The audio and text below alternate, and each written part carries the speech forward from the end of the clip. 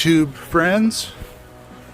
I am in Roanoke, Virginia, and just flew out here last night. First show of the tour. It's Wednesday. I'm at some park and they seem to have like little workout equipment stuff you can get on and work out. Whoa!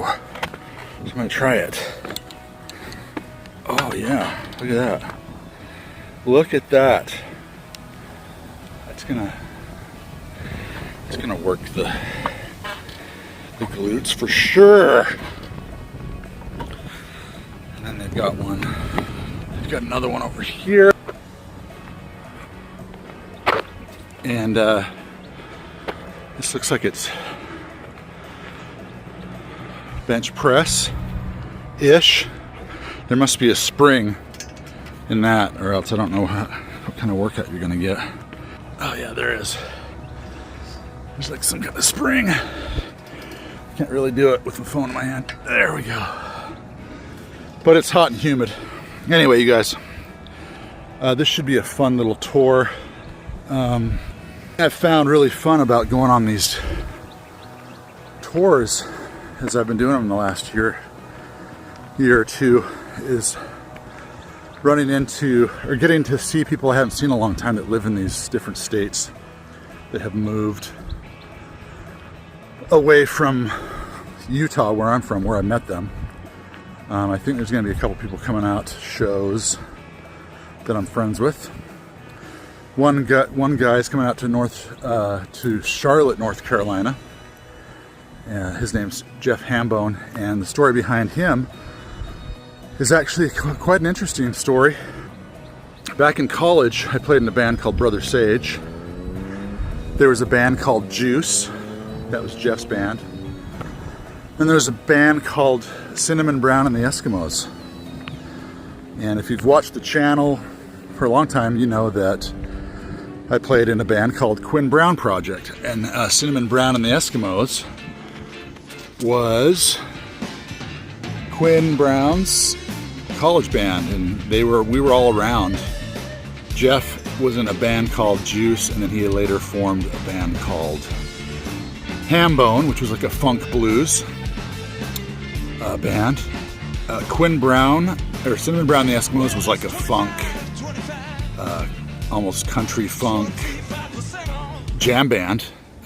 Really cool. And then when I started playing with Quinn, we did a lot of his old Cinnamon Brown stuff, but we also incorporated Jeff Hambone's music too, because before I joined Quinn Brown Project, and I'll disperse some clips here and there throughout this video of us playing and me playing back in my college days, but before I joined Quinn Brown Project, Quinn had moved from California to Utah and joined up with Jeff from Hambone. Are you following me now? Quinn Brown from Cinnamon Brown joined with Jeff Hambone Hamula, and they formed the Quinn Brown Project. Now Quinn, he's not, I mean, he doesn't love his name, but I mean, you know, most of the bands he's in are named after him. So here's what happened. So Jeff lives out here in North Carolina now.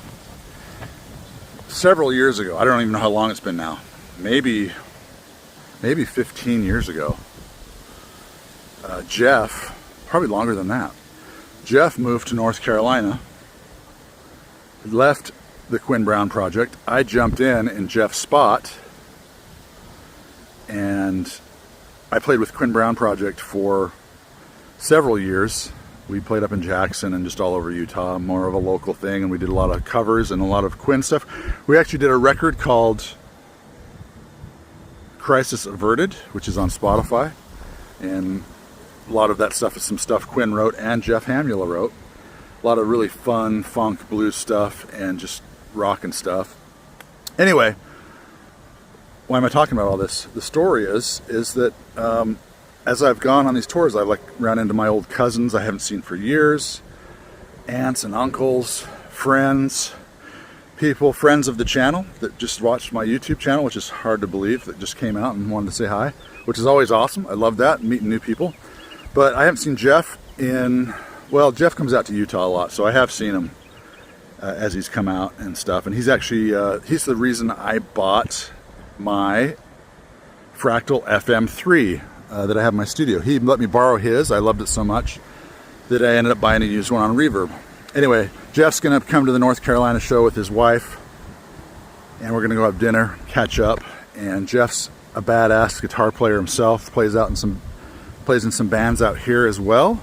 All right, now recently, the reason I bring a lot of this stuff up is recently, Quinn, my buddy Quinn, and I've been wanting to do this for years, but with my band, it's just never gonna happen because our lead singer lives in Arizona. I can't count how many times he said he's gonna come by and either record at my place or he wants to come out to Utah when he's visiting his daughter at college to just even jam and play some of the old songs we played in college. Now Quinn, on the other hand, his band is from all over the country. They got themselves together for one show at one of the biggest venues in Utah, and they just did a show. And I think it was pretty successful. It's kind of something I've always wanted to do with Brother Sage, but it's just not gonna happen. The kind of things happening with Brother Sage is the old bass player is he's redoing all our music with AI, which makes me just sick and disgusted that he's even doing that.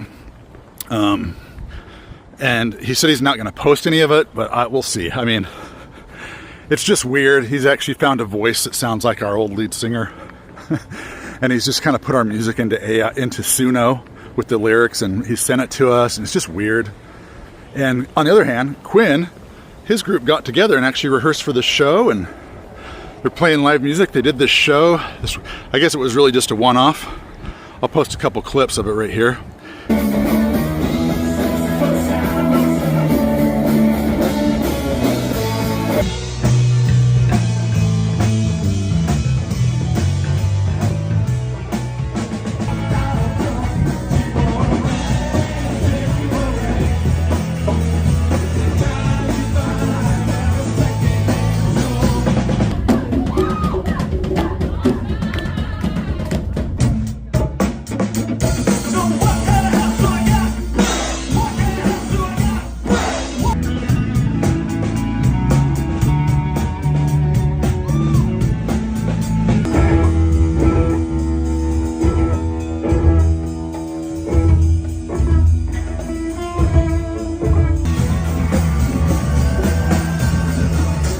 So Quinn got to do this. I was going to interview Quinn. I might still do that, about his experience of getting together with his old college band who were killing it back in the day in the 90s. Yeah, so that is also a thing. Have any of you guys ever wanted to get your old college or high school band back together and play some shows? I have, and I don't think... I did once jam with the bass player and the drummer of my old band, but not our lead singer, our lead singer was basically, his voice was the sound, right? Anyway, and he was amazingly talented. Anyway, so yeah, so Quinn got to do that, and maybe at some point I will interview Mr. Brown in the studio about his experience. I've also talked with Quinn and the guys from Quinn Brown Project, the one I used to play in, about getting together and maybe doing some shows again locally, which would be a lot of fun. But I digress. I am here with Toast, my Bread tribute band, and we are probably going to go to a guitar store today and check out some gear. We'll see what they have around here in Roanoke. Never been here before. Should be interesting.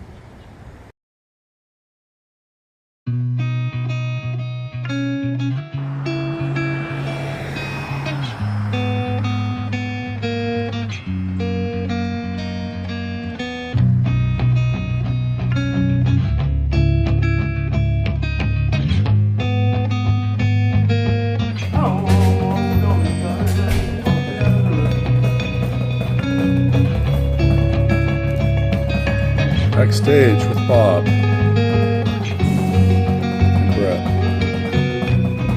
and John. So much going on back here.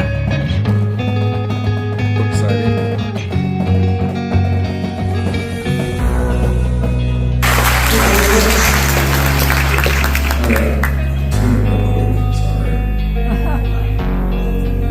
it's live music. Alright, so no, I talked about guitar wah-wah pedal. Now, if you're not familiar with what a wah-wah pedal is, it's this thing down here by my foot. It's kind of like the gas pedal on a car, and it's kind of big. One of the bigger guitar pedals effects. Oh man, we would love to hear a demonstration, wouldn't we?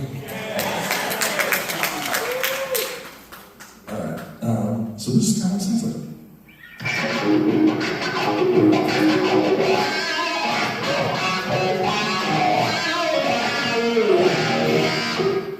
So think like Hendrix, clapping, all that kind of stuff.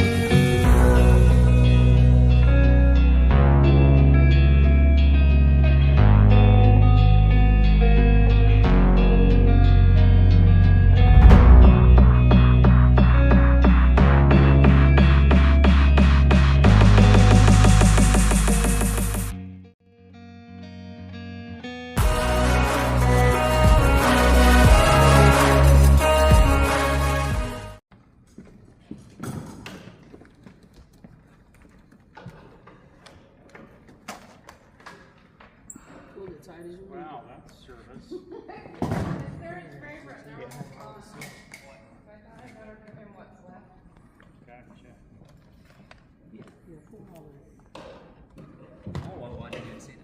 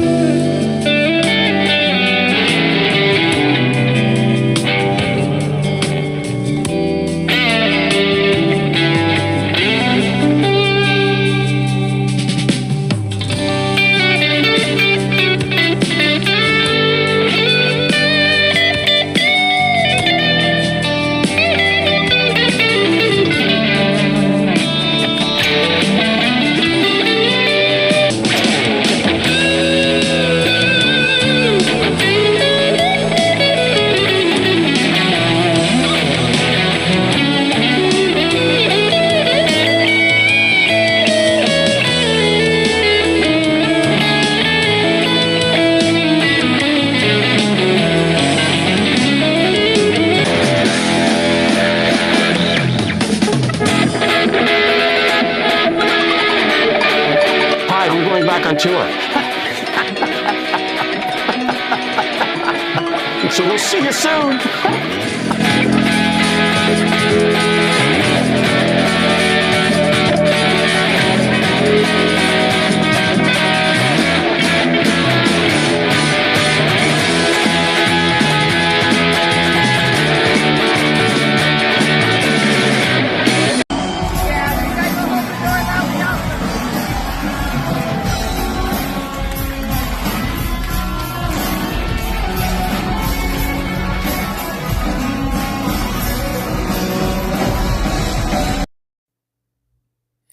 All right, the context behind this little clip right here is that we had like 8 to 10 union workers at this theater that we had to pay, and they just were all standing around because we're very self-contained. We have nothing to do for them. We're all in-ears. We do our own in-ears. We have our own mixing board. We set up all our own stuff. So we had to pay for all these union workers to sit around. I hate some of these theaters we play. They're really cool, but they're very expensive, and it's almost not worth it.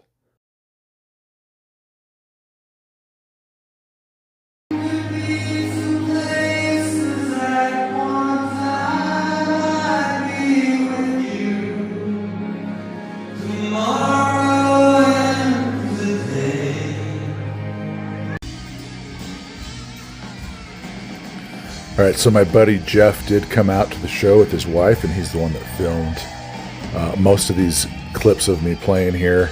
And we had dinner. Just such a great guy, such a stud. And I even was able to throw in some riffs of some of his old songs that he recognized during the solo, which was kind of funny and kind of fun.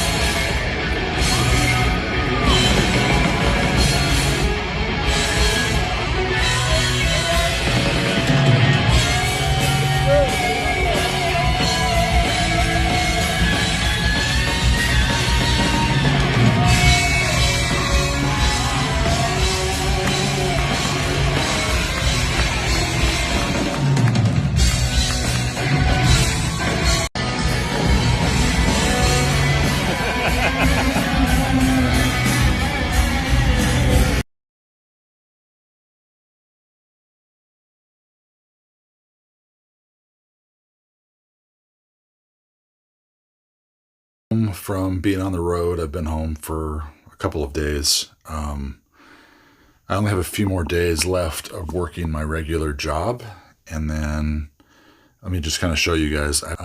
This is the new the new YouTube studio setup. I got myself a new camera, so you should be seeing. Hopefully, I'm gonna have time to do videos.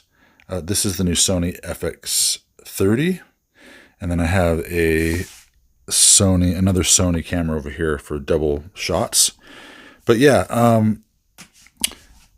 quad cortex on the table. I'm probably going to do like more of a better in-depth video, or at least a video of me checking out more of the presets and just kind of seeing what I think. Over here, I thought we would, since Fender's been such a big controversy lately, I work with a company called Zounds, and they send me gear to review on the channel, but I don't get to keep it. I send it back. But if you order from the links below, if you would check them out, that's how I kind of support myself with doing this. If you order from the links below, I get a small commission. It doesn't affect the price, your price. But yeah, I thought so here's the story. Well, they sent me the quad cortex and two guitars. These are two Fender. I think they're the Player 2 series guitars, and I don't remember what I ordered because it was so long ago. I apologize to Zounds. They do give me 2 to 3 months to film videos when I do this kind of thing.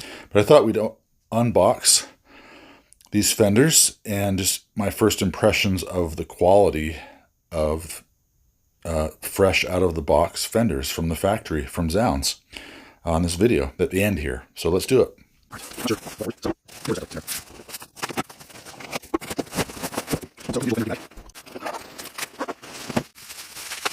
So this one is the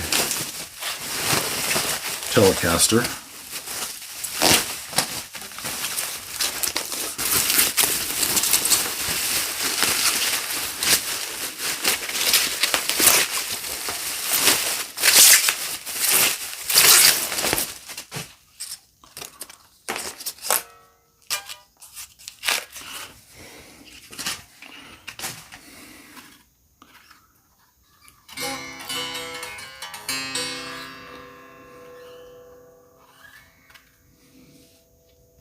It's a great looking, it's the Ventura 3 60s. I think they're both Venturas. I apologize. I thought they were the Player 2.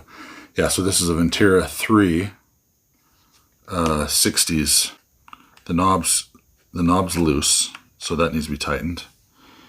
And the frets unfortunately aren't too bad, but they're not like, they're still a little bit sharp. Nothing worth making a fuss over.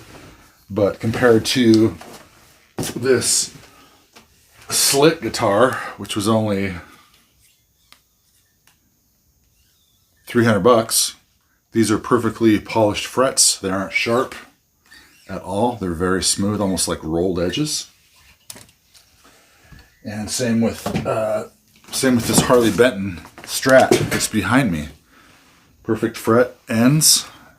But for some reason, Fender can't figure out how to make, in their Mexico factory, guitars that don't have a little bit sharp fret ends, and there's always like a knob that's loose, and sometimes the switches come off. I'm not ragging on Fender because I still love them. I own a lot of Fenders, but they need to up. And this is one of the reasons why I think they're having issues, is because their QC is not very good. So this is the Ventura 3 Telly. Let's open the other one.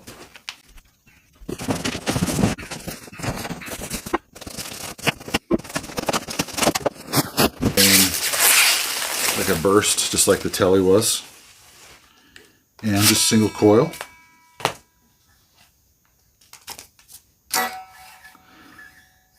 And same deal with this. The frets are not perfectly polished frets. They're a little bit sharp.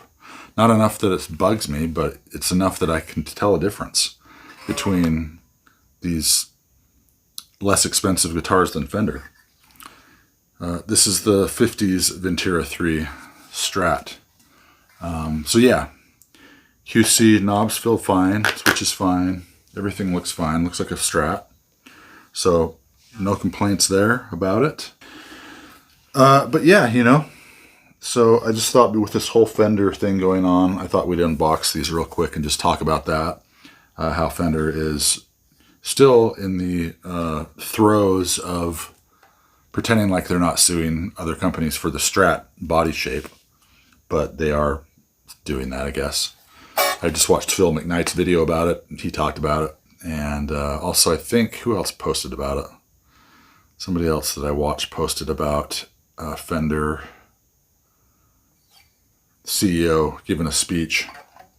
Anyway, you guys, thanks for watching this far. I really appreciate it. If you like these kind of videos, please give it a thumbs up. And if you're new here, subscribe to the channel. My name is Rich Bischoff, and we will see you at the next video.